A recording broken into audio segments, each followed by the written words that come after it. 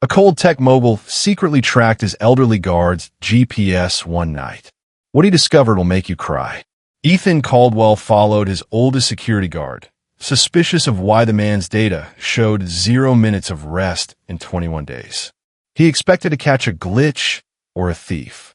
Instead, he found the man standing vigil over a dying woman in a hallway Ethan's own company had stripped of beds.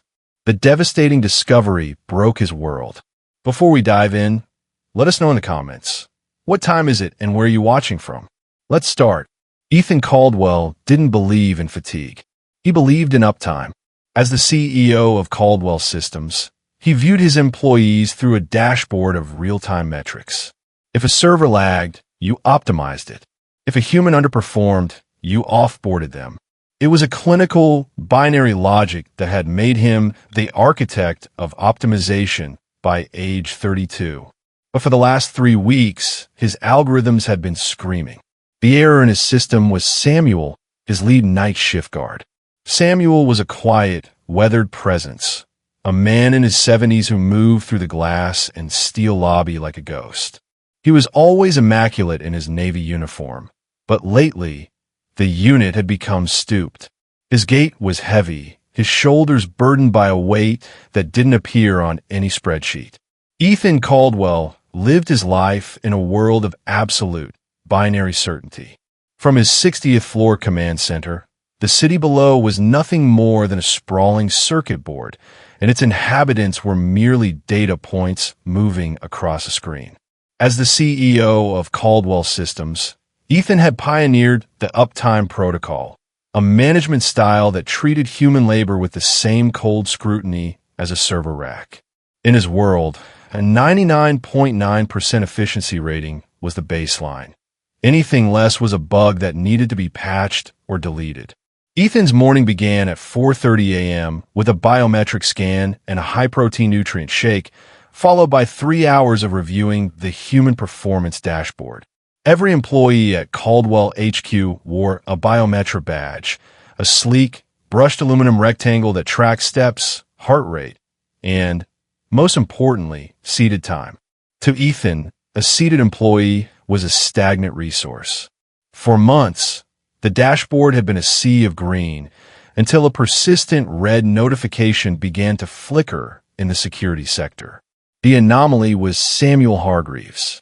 According to the GPS and gyroscopic sensors in his badge, the 72-year-old guard had not sat down once during his 12-hour shifts for 21 consecutive days. Even during his allotted 30-minute dinner breaks, the sensor showed Samuel remained perfectly vertical, moving in small, rhythmic circles within the break room. Ethan leaned back in his ergonomic chair, his eyes narrowing as he watched the digital avatar of Samuel on his monitor. Nobody stays on their feet for 12 hours at that age. Ethan muttered to himself, his voice a low, clinical rasp. It's a physical impossibility. He suspected Samuel had found a way to spoof the sensors, perhaps hanging the badge on a moving pendulum or a slow-rotating fan while he napped in a corner. In Ethan's mind, Samuel wasn't just an elderly man. He was a legacy unit that was finally failing, a glitch that threatened the integrity of the entire system. When Samuel arrived for the night shift, Ethan watched him through the Ultra HD lobby cameras. The old man looked exactly as he always did, stooped, silent, and invisible. He wore his oversized uniform like a shroud, and his weathered hands trembled slightly as he adjusted his belt. But it was the small, ritualistic action Samuel performed every hour that truly ignited Ethan's suspicion. Samuel would retreat to the shadow of a marble pillar, pull a faded black and white photograph from his pocket, and stare at it with an intensity that Ethan mistook for senility. He's distracted. He's compromised, Ethan concluded, his thumb hovering over the terminate icon. But a rare spark of curiosity, a need to understand how the glitch was being executed, stayed his hand. He wouldn't just fire the man, he would catch him in the act. Ethan opened the administrative override on his console and activated the secret, after-hours GPS ping on Samuel's badge. If Samuel was hiding a side hustle or a secret hiding spot, the data would reveal it. Ethan didn't realize that by tracking the ghost in his machine, he was about to follow a path that led straight to the heart of his own coldness. The clock on Ethan's mahogany desk flickered to 12:01 a.m., the precise moment Samuel's shift ended. On the high-resolution monitor, the digital pulse representing Samuel's badge began to move, a solitary white, navigating the labyrinthine corridors of the Caldwell Plaza. Ethan watched, his fingers steepled beneath his chin, as they exited the service gate and paused. For a long minute, the signal remained stationary on the sidewalk. Ethan could almost picture the old man standing there, adjusting his worn jacket against the biting November wind, perhaps checking that faded photograph one last time. "Let's see where you're really going, Samuel," Ethan whispered. With a sharp flick of his wrist, he executed the administrative override. A progress bar crawled across the screen as the system bypassed the standard privacy protocols of the employee wearables. Usually, the tracking ended at the property line, but the ghost protocol Ethan had built for corporate espionage now turned Samuel's badge into a live beacon. The dot began to move again, but not toward the subway or the bus stops that serve the working class. Instead, it drifted east toward the skeletal remains of the industrial district, a place of hollowed-out warehouses and broken streetlights. Ethan felt a surge of cold triumph. No one went to the east sector at midnight for anything legal. He was certain now the 0% rest anomaly wasn't about a glitch, it was about a side hustle. Samuel was likely working a second job, perhaps as an illegal night watchman for a rival firm, double-dipping on Ethan's time. The logic felt sound, yet something about the gait of the signal bothered him. The dot moved with a staggering, uneven rhythm. It would surge forward for a block, then remain motionless for 3 minutes, over and over. It was the digital footprint of a man struggling for every yard.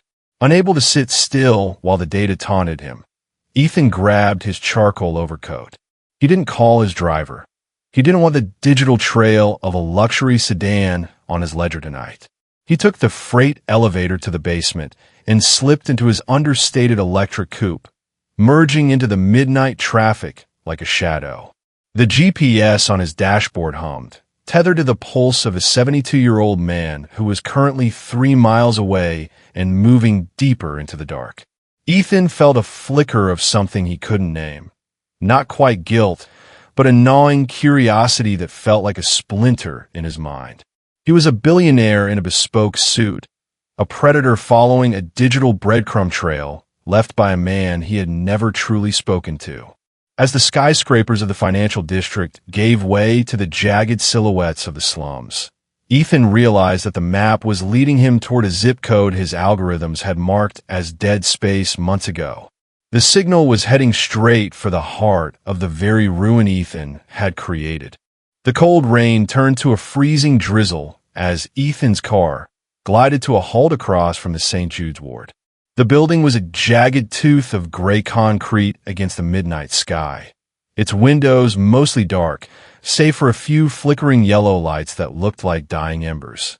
This was a dead asset on Ethan's balance sheet, a facility his analysts had labeled as structurally unsound and financially hemorrhaging. 3 months ago, Ethan had signed the order to terminate its funding, effectively signing its death warrant to make way for a state-of-the-art data center. He stepped out of his car, the soles of his Italian leather shoes splashing into a puddle. The air here smelled of wet soot and neglect. His phone buzzed in his palm. The white that was stationary now, located deep within the building's eastern wing. Ethan approached the side entrance, the heavy iron door groaning on rusted hinges as he pushed his way inside. The interior was a sharp, violent contrast to the sterile, pressurized air of his penthouse. The hallway was narrow and choked with a thick, clinical gloom. The cold blue, emergency lights hummed with a low frequency buzz that grated on Ethan's nerves. As he moved deeper into the facility, the digital map on his phone aligned with the reality of the ruins. He walked past rooms with peeling wallpaper and sagging ceiling tiles, the air heavy with the scent of antiseptic and old dust. Then, the silence was broken by a sound Ethan's world rarely contained, the low, collective murmur of human suffering. He rounded a corner and stopped dead. This wasn't a ward. It was a warehouse for the forgotten. Because the rooms had been shuttered due to the budget cuts Ethan himself had authorized, the patients had spilled out into the corridor. Gurneys were lined up wheel to wheel against the stained walls. Ethan's breath hitched. His thumbs swiped the screen, and the red surveillance marker pulsed directly over a stooped figure 50 feet away. There, under the flicker of a dying fluorescent tube, stood Samuel. The old man hadn't changed out of his security uniform. He looked smaller here, his oversized jacket hanging off his frame like a shroud. He wasn't working a second job. He wasn't stealing time. He was simply standing, a solitary, vertical pillar in a sea of horizontal despair. As Ethan watched from the shadows, he saw Samuel reach out with a trembling hand and brush a stray hair from the forehead of an elderly woman lying on a gurney. She was pale, her breathing shallow and labored. Samuel didn't sit in the plastic chair beside her. Instead, he leaned his weight onto his heels, his jaw tight with a pain Ethan was only beginning to understand. The mogul of optimization felt a sudden, sickening jolt in his chest. The data had finally led him to a place where his logic had no power. The air in the corridor was thick with the hum of failing machinery and the heavy, rhythmic breathing of a dozen exhausted souls. Ethan stood paralyzed at the mouth of the hallway, his presence an absolute anchor in a sea of shifting shadows.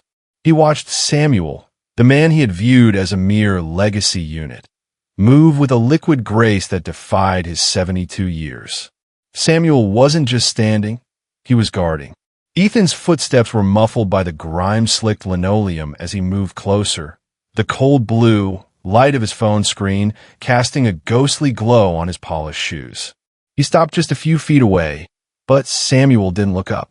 The old man's eyes were fixed on the woman on the gurney, his expression one of unspoken grief and fierce loyalty. Her hand, thin and translucent as parchment, was swallowed by Samuel's rough, calloused palm. "Samuel," Ethan whispered. The name felt strange in his mouth, a sudden weight of humanity he wasn't prepared for. Samuel's head snapped up. For a heartbeat, the lethal confidence Ethan usually saw in the guard's eyes was replaced by a shriek of pure panic. He scrambled to straighten his stooped back, his hands instinctively smoothing his worn uniform. "Mr. Caldwell, I wasn't doing anything. I'm just resting. I'm leaving right now. Please don't call the authorities." "Sit down, Samuel," Ethan commanded. His voice wasn't angry, but it was shaking, stripped of its clinical corporate shell. "Sir, I said sit down." Ethan gestured to the single plastic chair nearby, but Samuel flinched away from it as if the seat were made of white-hot iron. "I can't, sir," Samuel hissed, his voice a low, resonant scrape of agony.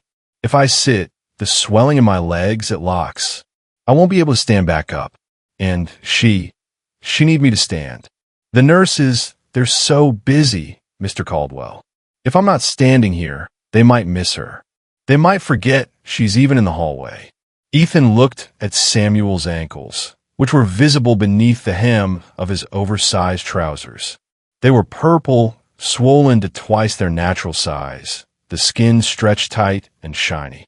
Every minute the man had spent standing at Caldwell Plaza, the 0% rest metric that had triggered Ethan's suspicion, had been a negotiation with gravity just to ensure he had the strength to stand here, in this ruin, for the only person who had ever truly seen him.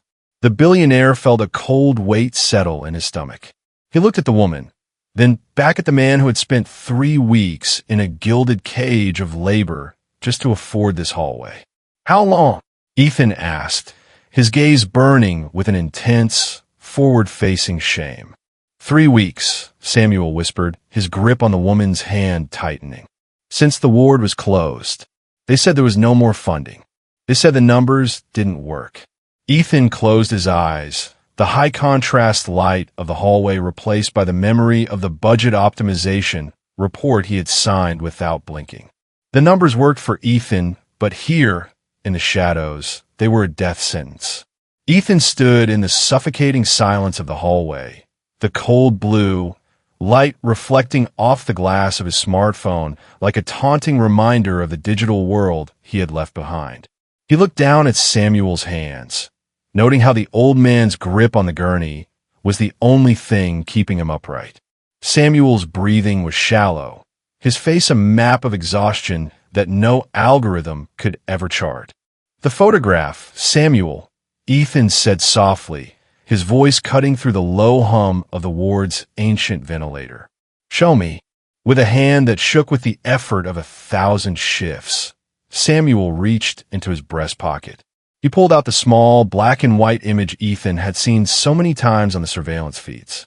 Up close, the edges were frayed to the point of disintegration, and the center was worn thin from decades of thumb presses.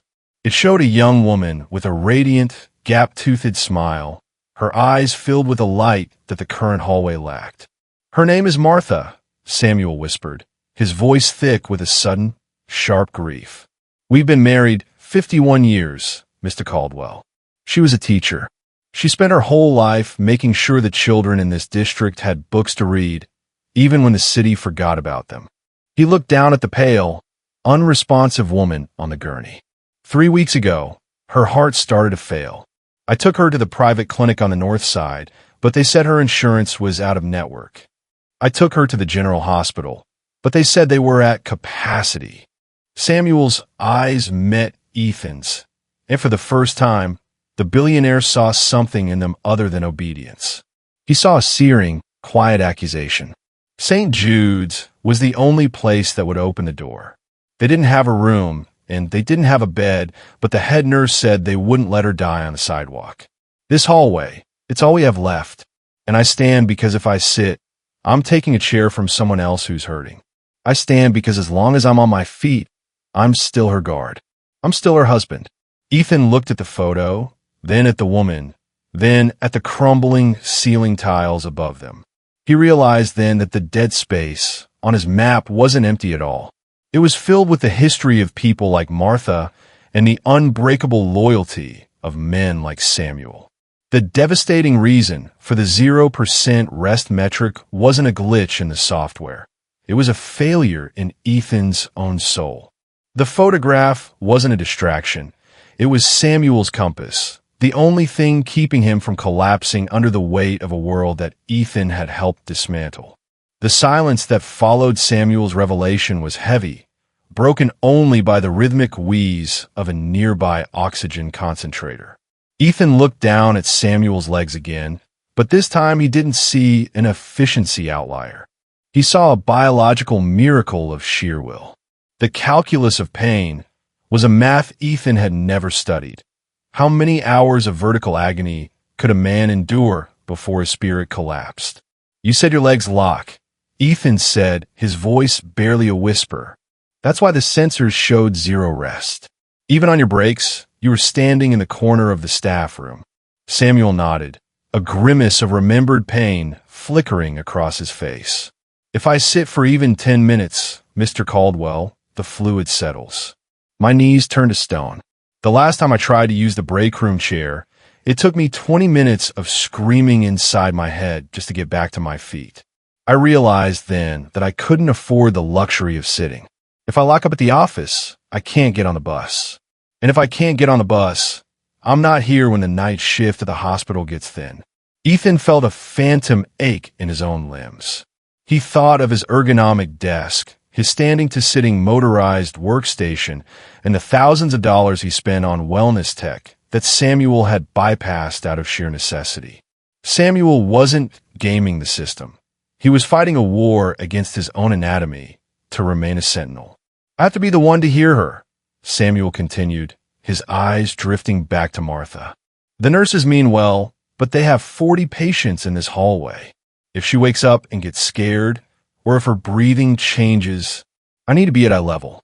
I can't protect her from the floor." Every data point Ethan had obsessed over for weeks, The 0% rest, the slow gait, the rigid posture was suddenly recontextualized as a badge of honor. The Mogul realized that while he had been tracking Samuel's uptime to protect his profit margins, Samuel had been maintaining his own uptime to protect a human soul.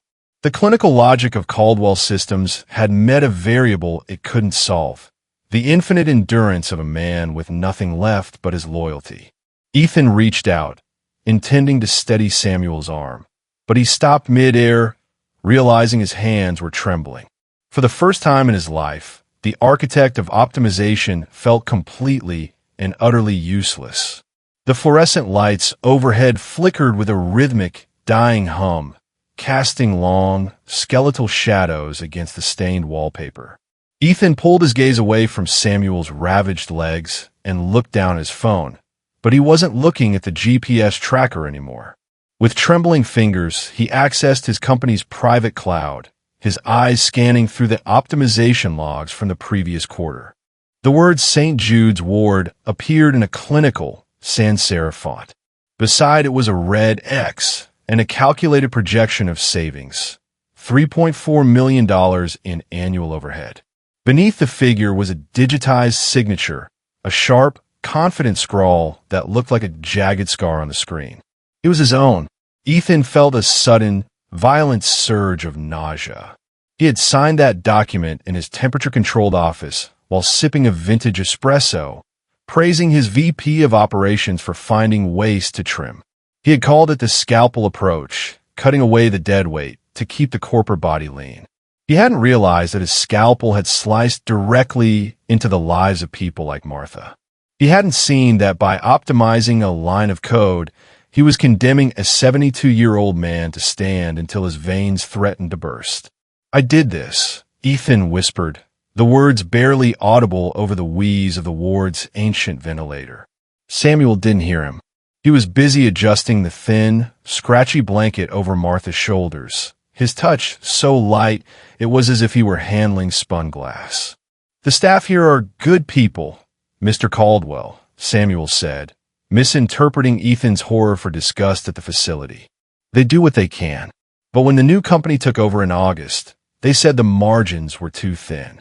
They took the beds first, then the night nurses. Now, we're just waiting for the lights to go out for good." August. The same month Caldwell Systems had acquired the medical conglomerate that owned St. Jude's. Ethan remembered the meeting. He had looked at a spreadsheet of underperforming assets and seen a glitch in the profit column. He had treated the hospital like a lagging server, a resource to be deprovisioned. The weight of the realization was physical, pressing down on Ethan's chest until it was hard to breathe. He looked at Samuel, the man who protected Ethan's glass tower by day and stood guard over Ethan's victims by night. The architect of optimization stood in the ruins of his own creation, finally realizing that the waste he had cut away was the only thing that made life worth living. For the first time, the cold, hard logic of his world didn't just fail, it shattered. The heavy silence of the hospital wing was no longer a metric to Ethan. It was a physical weight. He reached out, his hand finally finding purchase on Samuel's trembling shoulder. The old man flinched slightly, but he didn't pull away. In that cold blue light, the CEO of Caldwell Systems did something his uptime protocol had never accounted for. He took his place beside the guard. "Sit, Samuel," Ethan said, his voice dropping the last of its corporate edge. "I am staying. If the nurses come, I'll be the one they see. If she wakes, I'll be the one to call you. But for the next hour, you have to let your legs rest." Samuel looked at the plastic chair, then at Ethan's bespoke suit, and finally at Martha. With a groan that sounded like rusted metal grinding together, he sank into the seat. The relief on his face was momentarily eclipsed by the visible agony of his circulation shifting, his eyes squeezing shut as he gripped the armrests. Ethan stood in his place, his own polished shoes planted firmly on the grime-streaked linoleum. As the hours crawled toward dawn, the architect of optimization felt the reality of Samuel's life settle into his bones. His own back began to ache. His legs grew heavy. He watched the flickering shadows on the wall and listened to the chorus of labored breathing from the other gurneys. He realized that every minute Samuel stood at the office wasn't a glitch. It was a heroic act of endurance. The data center he had planned for this site felt suddenly grotesque, a temple of silicon built on a foundation of human suffering. Ethan pulled out his phone, but he wasn't checking the GPS. He began typing furiously, his thumbs flying across the glass. He wasn't writing code. He was drafting a manifesto of reversal. He sent a high-priority encrypted message to his board of directors, authorizing an immediate, indefinite freeze on all optimization closures. He then contacted his private medical liaison, demanding a mobile intensive care unit and a team of specialists to be dispatched to St. Jude's at sunrise. Standing there in the dim hallway, Ethan felt a strange, terrifying clarity. For years, he had lived in the penthouse, looking at the city as a series of problems to be solved with logic. But standing in the shadows of the ward he had tried to erase, he finally saw the people he had rendered invisible. He looked at Samuel, who had fallen into a shallow, twitching sleep in the chair, and then at Martha, whose hand Ethan now held with the reverence of a man who had just discovered his own soul. He wasn't just standing watch over a patient. He was standing watch over the wreckage of his own conscience, waiting for the light to break. As the first pale rays of dawn filtered through the grime-streaked windows of the St. Jude's ward, the sterile silence was broken by the rhythmic whir of a specialized medical transport. Ethan stood by the window, his eyes bloodshot and his suit jacket discarded on a plastic bin, watching as a team of elite specialists he had summoned in the middle of the night poured into the hallway. They didn't come with spreadsheets or optimization reports. They came with life-saving equipment in a private room ready for Martha. Samuel woke with a start, his eyes darting to the gurney in panic. He tried to scramble to his feet, but his legs, stiff from the hour of rest, buckled beneath him. Ethan was there in an instant, catching the old man before he hit the linoleum. "It's okay, Samuel," Ethan whispered, his voice steady for the first time in years. "She's not in the hallway anymore. No one is." In the weeks that followed, the glass and steel headquarters of Caldwell Systems underwent a transformation that no market analyst could have predicted. The human performance dashboard was dismantled, its high-contrast red and green metrics replaced by a new corporate charter that prioritized employee welfare over algorithmic efficiency. Ethan didn't just stop the closure of St. Jude's. He endowed it with enough capital to become the premier care center for the district, naming the new intensive care wing after Martha Hargreaves. Ethan's board of directors had initially called his shift a glitch, a momentary lapse in his clinical judgment.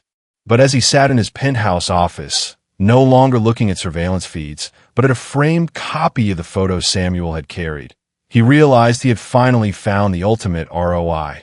He looked down at the lobby monitors and saw Samuel, now the director of corporate security, with a custom station designed to allow him to sit or stand as he pleased.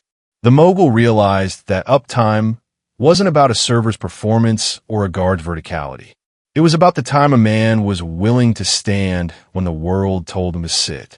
It was about the loyalty forged in the shadows that the light of $1 billion could never replicate. Julian Vance had once said that being rich meant nothing if you were blind. Ethan Caldwell now understood that being efficient meant nothing if you were heartless. As he watched Samuel greet a new employee with a warm, steady hand, Ethan closed his laptop. He had spent his life trying to optimize the world, but it took a weather guard in a worn uniform to teach him that the only metric that truly mattered was the one that couldn't be measured: the weight of a human heart.